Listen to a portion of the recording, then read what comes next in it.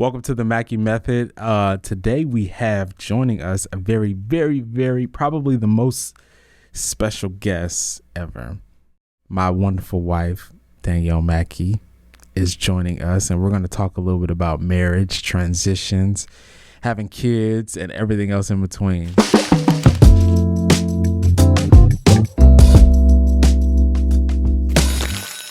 So I always reference back to that hotel room where we first met, right? Oh my goodness, that sounds so bad.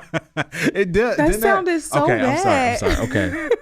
It does sound really bad. But Right. I mean, that wasn't the first time we had interaction. We didn't meet Right. at a hotel. Right, guys. We did not meet at a hotel. We didn't meet at a hotel. No. This is not a prostitute sting. Like I didn't like No. nothing like that, right? No. So me and Danielle met on MySpace. MySpace. Yes. We met on MySpace. Thank God for Tom.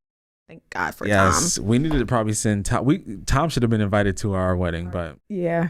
it It's is what it is. So yes, we met on MySpace. Yeah. And we met because I noticed that you and I had the same necklace. Crosses. Yeah, we Yes. had the same necklace, and it was a cross. I don't know how the algorithm? You're in the social Algorithm. media. So, Yeah, I think it was more so of we had a lot of mutual friends. How though? Oh, because we were in church. Yes. Okay. So we had a lot of mutual friends in terms of young preachers, people who praise dance. Like, I Yeah. don't know how our networks kind of just like worked out where you came across my page. I don't think there was algorithm back It wasn't. then. I think we had to have people comment on our things Yeah. and then we see like, oh, okay. Yeah. We had both of our pages was decked out. Y'all know Yes. nothing about that. I had my music. You had the music on there. You had Yeah. the background. Y'all know nothing about that. We aging ourselves. We are. But we met on MySpace. We started talking. He definitely slid into my DMs before that was a thing. Would like to say that I invented sliding into DMs. I think that's fair, right? Because I can give that to you. That notion came like I should be the father of DM sliding. Yeah. I think, yeah, you should. Because it worked for you. It did. It worked And really it's well. been working 11 years next month. 11 years. No, Next this month. week. Holy In snap. 3 Third day. Oh, Guys, our anniversary is literally in 2 days. We celebrate 11 years in 2 days. oh my gosh. That's how busy we are. Did you forget? Nope, I knew. Oh, okay. I can't say the same. I'm sorry. It's been busy, but okay. We met. We started talking, right? We did.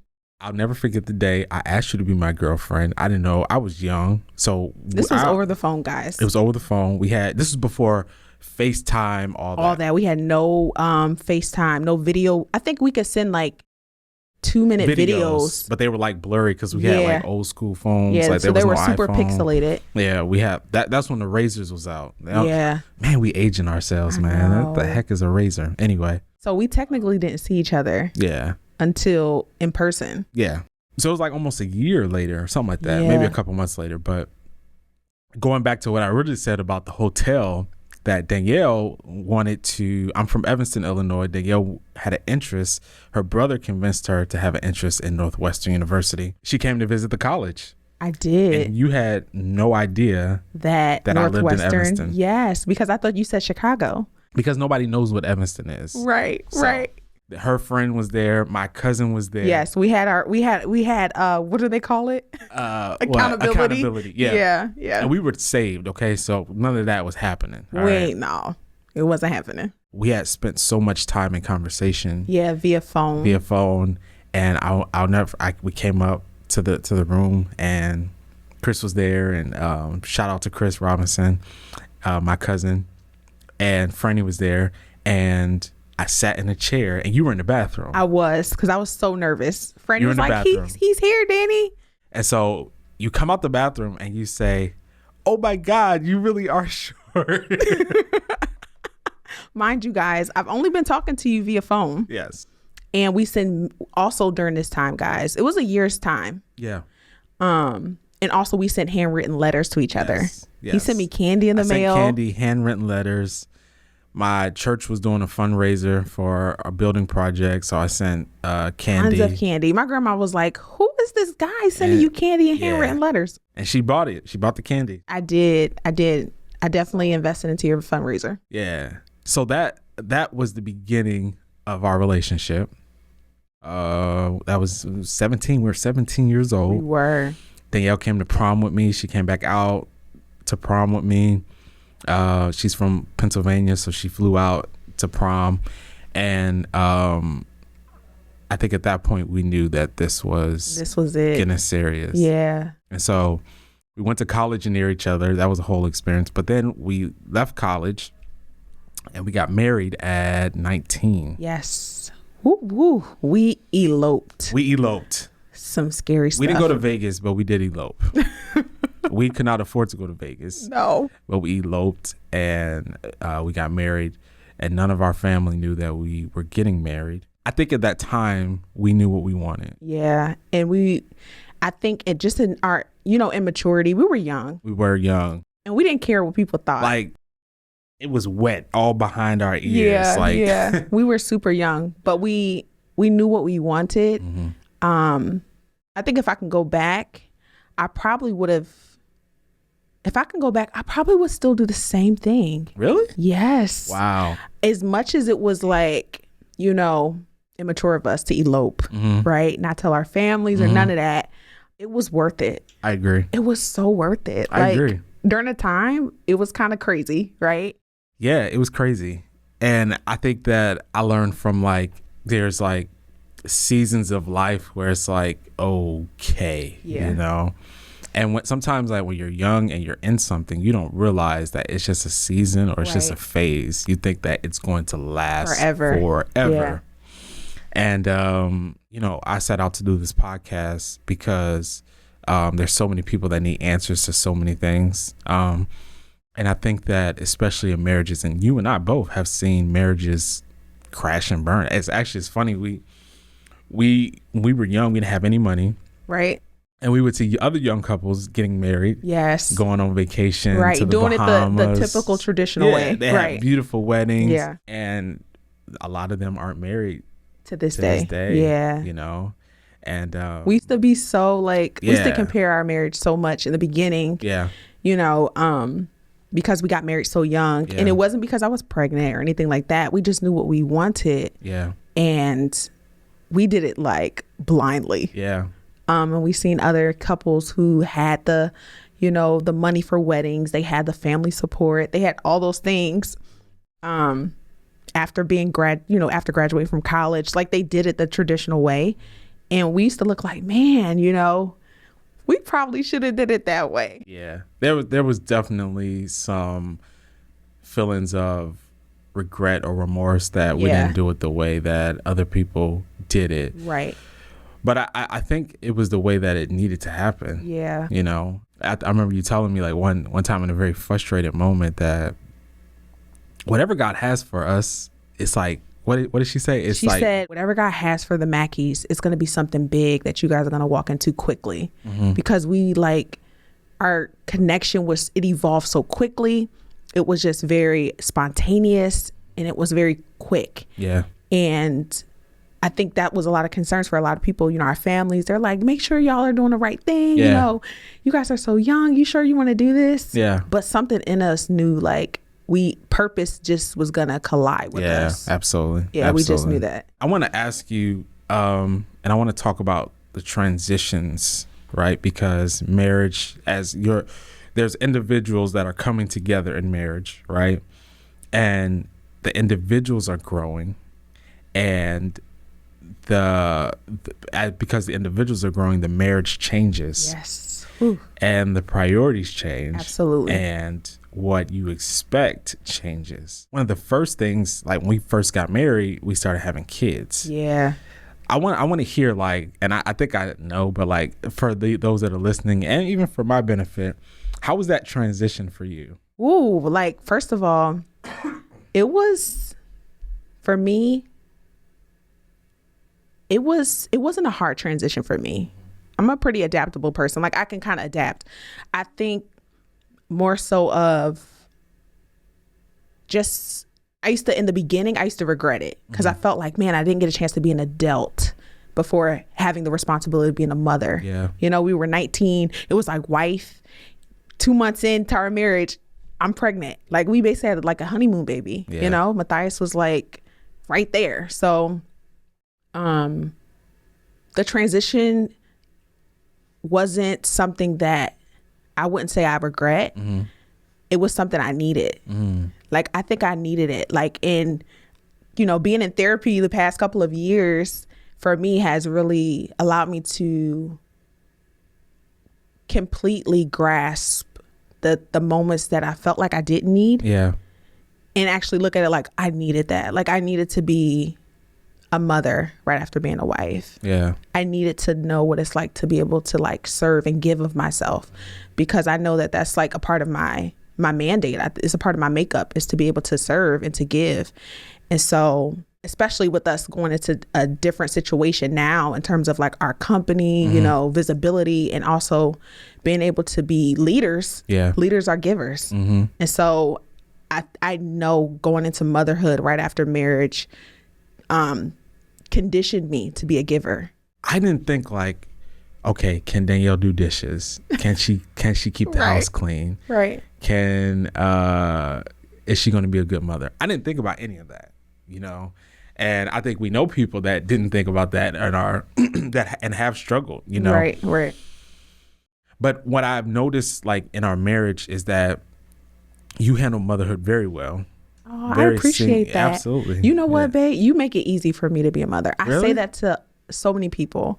Like the tools that I've been given in our marriage to be a mother, like you being a man makes it easy for me to be a woman. Wow. So because of that, it makes it easy for me to be a wife and a mother. Okay. So big up to you, sir. Wow, I didn't know that. Yeah, Thank it makes you so it easy much. for me. Well, what I wanted to ask you was, and I think you may have answered my question, but I was going to ask because like I think I look at our children, they're going to look back at some of the things that have happened, the way that they were raised, right? We look back at our childhood and the way we were raised. What was the motivation that kept you so consistent as a mother and as you were having children? Honestly, the consistency comes from wanting more for my children. Like, you know, our family situations are different. You know, we come from backgrounds that are, you know, not your typical, but then are typical with, you know, African Americans being Black, you know. So, you know, my mom and dad separating, like while I was in high school, like all of those things, like being raised by my grandmother, her just being, you know, a matriarch in our family and just kind of spearheading of a lot of our family decisions. I just made it up in my mind that I wanted to do something a little different, like not neglect the way I was brought up, because like, you know, being a woman in our family, they're more dominant, but I wanted to raise my kids in a way where when they become adults, that they would say, Mom, thanks. Like you made it so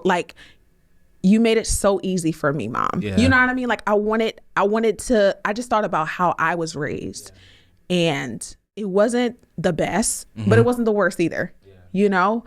I just wanted more for them.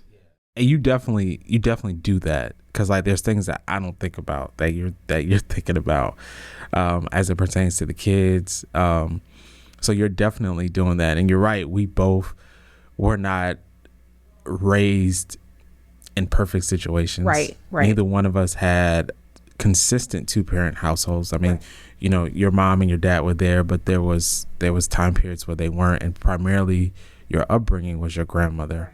Neither one of my parents were there. My grandmother raised me as well. And so what I think the beautiful part about our marriage and about having kids is we had no example. Yeah. So we had somewhat of no like template. Yeah. And to see the fact that, you know, we're learning to be what we wanted for ourselves. Yeah. has been a blessing, but it's also been challenging, right? It has, because, you know, I'm more of a teacher. Yeah. Like I love lessons. I love having prepping lessons, like having the full kind of, you know, content kind of written out before, you know, teaching it or doing it. Like that's just my nature and build up. So sometimes I get frustrated because it's like we have a blank canvas.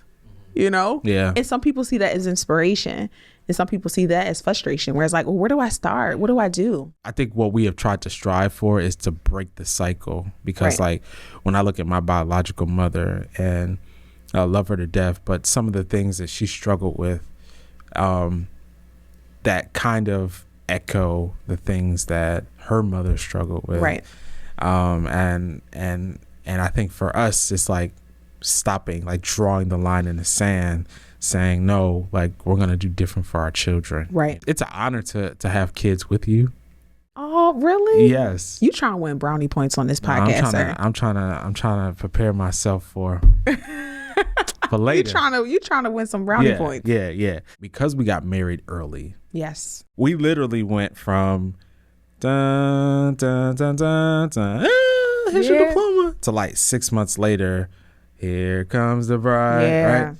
So we had no transition of finding out adulthood. Right.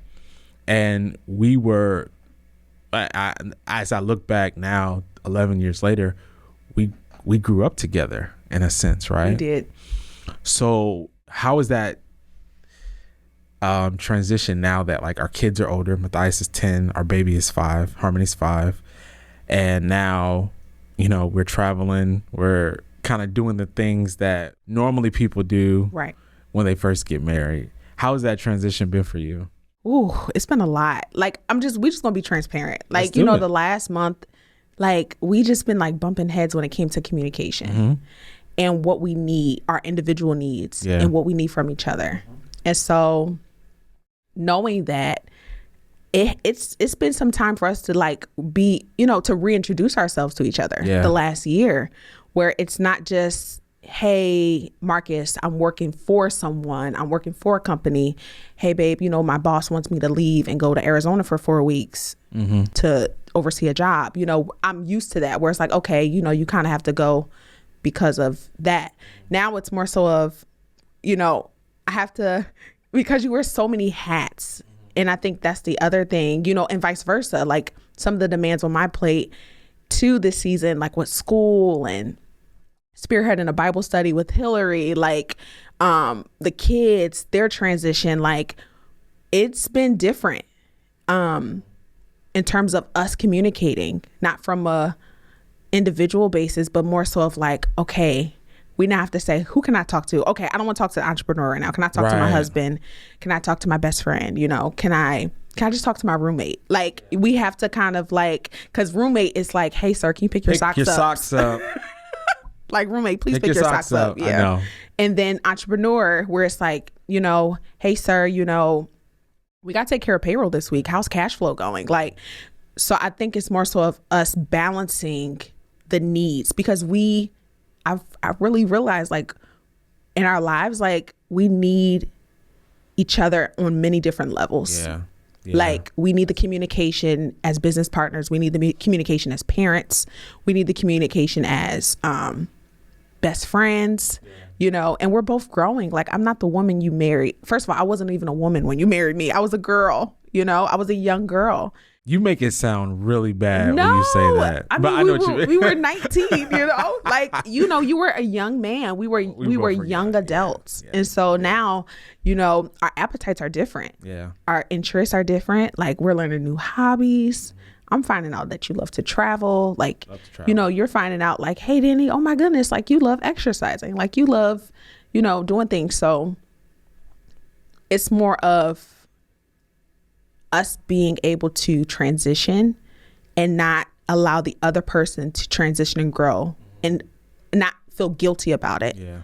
I had to really confront, like, oh my goodness, like, there's a part of Marcus that has died in a sense. Yeah. And it's a rebirthing of a whole nother guy. Yeah. So it's like falling in love again with someone else. Yeah. Yeah. Cause like when you first met me, like, I was like a church at a church. Yes. You was, can you come to my ordination? I invited you to my ordination. I'm like, ordination, sir? It wasn't like, hey, you know, come out to Chicago, let me take you out to eat or something like that. No, you need to come to church. It was like, Danielle, could you fly to Chicago to come to my ordination? To go to San Francisco with me. Like, let's go to San Francisco and see the Golden Gate Bridge, right? I'm down. But my point is that like we are different people. Yeah. Like our interests are completely different. Yeah. You know, and it had, like, you bring up a good point. Like, it has been very difficult for us to communicate lately. Yes. And you hit it right on the head. And this is just outside of the podcast. Like, it's like, because we need so many things from so many different hats. Yeah. And it's like, and I think that the what we're experiencing right now is trying to figure out, at one point you need the business partner. Yes. And in the same time, I need the wife. And so it's communicating our needs. It's like, it's like trying to figure that out. Right. But I think the beautiful part is figuring those things out with a person that has the same mindset and heart as you to figure it out, you know. And patience. Yeah. Yes. Sometimes our patience is there. Sometimes it's not, you know, just being transparent. But I think that's more so what it's of about. Not compromising. Yeah. I don't think that our marriage is full of compromising where it's like, okay, whatever you want or whatever you want, Danny. I think it's more so of like yielding, where it's like, hey, if you're an expert in this area, you know, hey, babe, spearhead that, lead it. It's like and vice versa. It's like a intimate negotiation. Okay. You know, it's like, all right, this is what I need. Can you help me with this? It's like, right. I can help you with maybe this, but not this. Right. And being honest. And being honest about it. Yeah. So let me ask you a question. So we struggled together. We did. We didn't have anything. We literally nothing. People say, what are you bringing to the table? Like, we didn't have a table. We didn't even have a room to put the table in. So, like, as much as that was frustrating in the beginning, like, I'm finding like that was like perfect for us. When we were going through those things, we didn't have anybody or anything or any type of conversations about this. And it was just, I feel like sometimes you can know you're doing the right thing, or you can do the right thing and I know you're doing the right thing. And I know it, right. You know? And we struggled with, financially. Right. Even in our identities. Yeah. And not in a homosexual or any type of way. No, not sexual identity, but more just like knowing purpose. Who we are. Yeah. Right. Yeah. So, and there was things that I have done, like a lot of people think, Marcus Verity's doing well. You guys, like, this is our third company. Business. Yeah, third business. We built two other businesses. Crashed and burned. The other two were. But the second one that we built, Innovative Builders, almost took us out of here. It left us broke. Right. Broken. We lost cars. Yeah. We lost houses. Well, apartments. We never really owned a house, but we lost apartments. Yeah. We were homeless. We were. Yeah. We were homeless. We found a place and then we got evicted from that place. Yeah, that was hard. There was a lot of traumatic experiences. And I often tell you, like, I'm really grateful for you because, like, a lot of things that we went through, or I'll say that, and I'll just be honest, that I put us through trying to figure it out. I was a young man in my 20s trying to figure it out. But some of those traumatic experiences, some of the things that we've experienced that I would say I'll take responsibility, put us through. You didn't have to be there. Sickness. I know sickness and health, richer for poor, but if there's a tornado, if there's a hurricane, like, you got to get out of there, But you didn't, and you stayed, and our kids never felt the effects of that season. They were so young. Crazy hurricanes, right?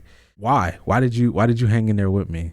Because when I met you, it's not like when I met you had tons of money and then you didn't. Then we went through that and then you don't have money, right? So you know why I stayed? I stayed because I knew that this was not the end for us.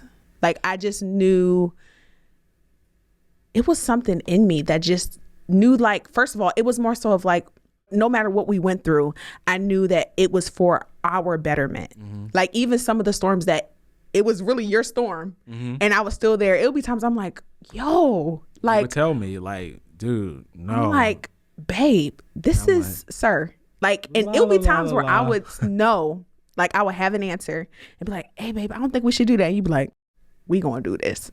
And I found out that some of those things that were for you, I've gained a lot of clarity for myself about it. So it was like, even though it was your storm, it still had a way for me to benefit from. In a way. It brought us closer too, because then you started being like, Danny, oh my gosh, you was right, girl, you was right.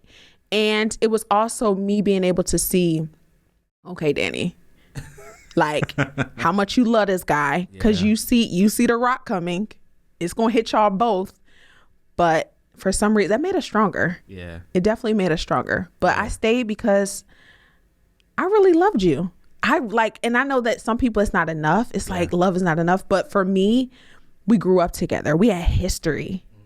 Like before that season of us losing Innovative and all those things, we had history. We were 6 years in. We were like 6 years into our marriage. So we had so much history. We had kids together. It was like, and we're both creatives. We're both pioneers. We're both trailblazers. So it was like, all right, how can we get out of this together? You know, but I really had your back. You did. And you've always had my back. And I and vice versa. I appreciate that. Yeah, of vice course. versa, for sure. Of course. I love doing it with you. None of this would even matter if it wasn't with you, honestly. You and the kids.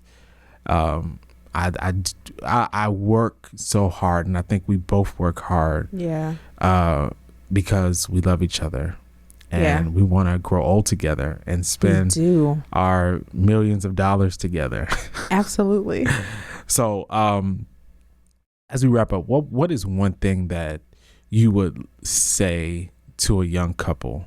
I would say don't make the other, your partner feel bad about growing. Like, don't make them feel guilty about growing. I think that's the thing. I think also giving the space to grow individually and collectively is so huge, where you're not threatened by their growth. Like you're not threatened, because when they grow, you grow. If you're really one, like it's automatic. It's like if they're going into a room and you're one, you can best believe that you'll be in that room too. Absolutely. So I think it's more just honoring each other's growth individually and not being afraid to see your partner change. But to see their changes like for your benefit, you know? Absolutely. But yeah, that's definitely what I would say. I would say something similar. I would say give the space to grow. And I would also tell young couples that seasons change. Yes. You know, like today's struggle is not tomorrow's struggle. Yeah. And you know, we didn't really get into it, but we had so many babies in diapers at the same time. Listen to me. And we just thought like, what the hell? Yeah. And I remember like Carl Spencer, who just passed away. Rest in peace, Carl. Yes. And his wife, they used to look at us and say, oh, it's gonna change. Yes, they did. While I'm carrying a car seat, carrying a baby pamper bag. Oh, it's gonna get better. And we're like, better needs to happen now. Yeah. It was like better seems so far. Don't want to hear that. And I know there's young couples that don't want to hear that have toddlers or babies. You can't sleep at night. Right. But it gets better. The season changed. It gets better. Yeah. Now it's like, did you wash your face? Did you brush your teeth? Did you clean your ears? Go clean your room. Yes. Did you do your homework? But doing it with you makes all the difference. So that would be my advice to young couples. Danny, thank you. Oh, I would say this is probably the best episode I recorded. I'm not just saying that because it's with you, but I am saying it because it's with you. This is the best episode, and I thank you for being a part of it. You didn't have to, so I appreciate it. Thank you so much for having me. Of course. It's kind of weird having people come into our pillow talk. That's all right. But thanks, babe. I appreciate it. Absolutely. Thank you guys for tuning into the Mackey Method podcast. And we'll see you later.